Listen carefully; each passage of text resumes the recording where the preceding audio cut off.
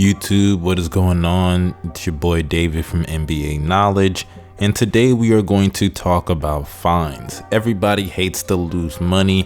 Hell, when you make it, you love it, but when you lose it, it's just a different feeling because it's something that you own and it's gone. It's gone, all because of something that you did that you could have avoided. And in today's video, I'm going to talk about some of those things.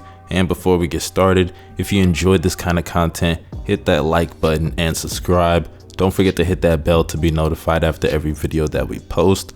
Also, let me know your opinions in the comment section. If you think I left anybody out, let me know down below. Now, for starters, let's start off with the most fined player in NBA history, and this is an actual fact. His name is Rasheed Wallace. He has been fined 8 times for a total of $205,000. That's near $250,000, all due to fines. And for those who do not know Rasheed Wallace, this was a guy that got in and out of trouble with the NBA. Not on no like major serious stuff, but it was more so stuff that happened on the court. His temper, wasn't the best kept, but it is what it is. He ended up getting a championship with the famous Detroit Pistons in 2004, was one of the heart and soul of that team.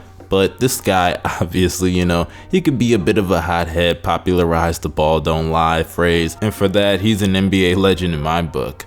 But moving on to the next player, we have Vladimir Radmanovic.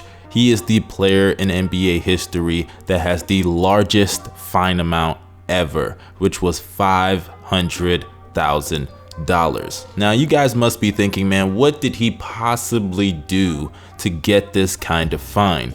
Well, he earned this fine for injuring his shoulder while he was snowboarding. I kid you not, that's not a joke, because that is actually a direct violation of his contract. Not snowboarding because, that's too specific. How can they not allow you to snowboard? But he violated the part of the contract that says he must keep himself healthy and safe throughout the off season. So yeah, to go snowboarding and wreck your shoulder probably wasn't the smartest idea for him to be doing. And he's not a LeBron or a Kobe or a Kevin Durant that can have a situation go down like this and the team's not gonna really bat an eye. They're just gonna be like, hey, get healthy. It is what it is. What are they gonna do?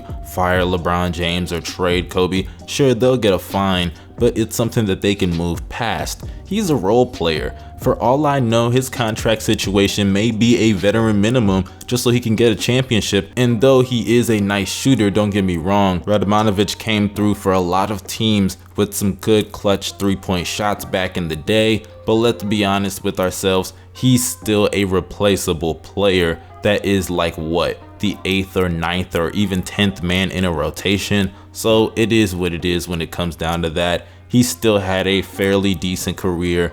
But moving on to the next stat that we have here when it comes to these fines, the most fined coach in NBA history is Phil Jackson for $380,000. And that is a total of 8 fines. And honestly, I actually kind of expected that because coaches are the most often fined because they criticize the refs, whether on the court or off the court in interviews. And Phil Jackson, Larry Brown, Doc Rivers, all those coaches, they are the 3 most fined coaches in NBA history. Larry Brown has 7 fines for a total of $117,500, and Doc Rivers has 6 fines for a total of $115,000. These coaches together, all 3 of them, account for 23 of the 54 fines given to all coaches in NBA history. That is actually crazy. I mean, honestly, it makes sense. All 3 of them have brash personalities that are out there.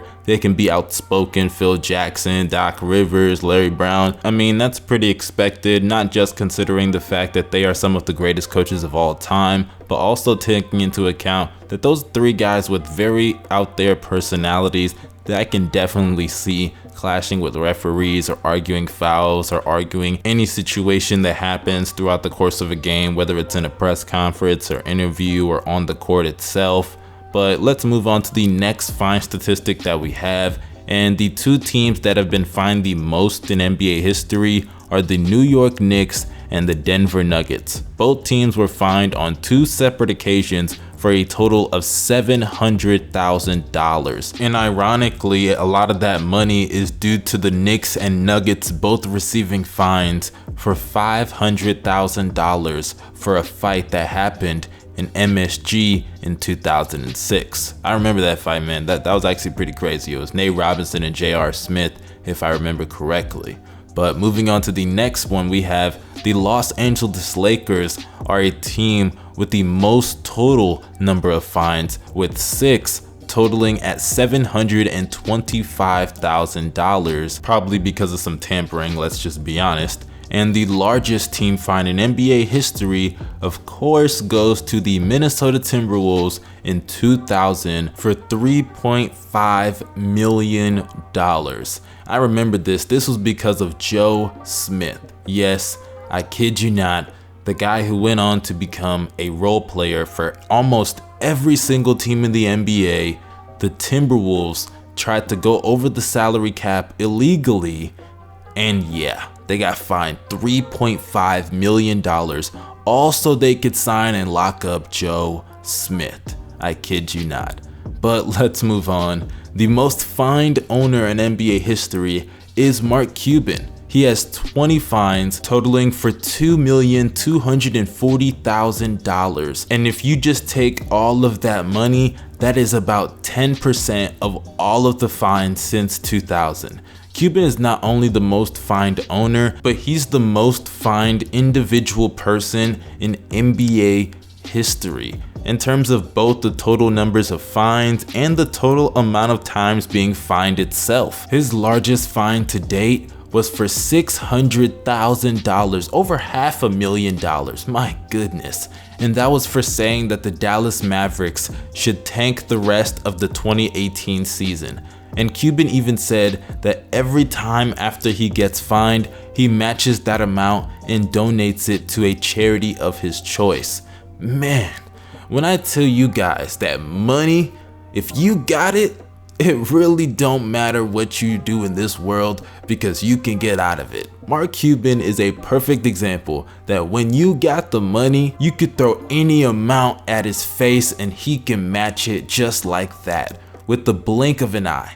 This guy got the bag, this guy got the ring, this guy got the respect. He got it all from me. I gotta be honest, he has everything from me. But that concludes this video. This was a very interesting video, to say the least. If you enjoy stuff like this, let me know in the comment section. Drop a like if you enjoy this kind of content as well. Do not forget to hit that subscribe button and that bell if you love what you see from this channel. This is your boy David from NBA Knowledge, signing off. Y'all have a great day. Stay safe.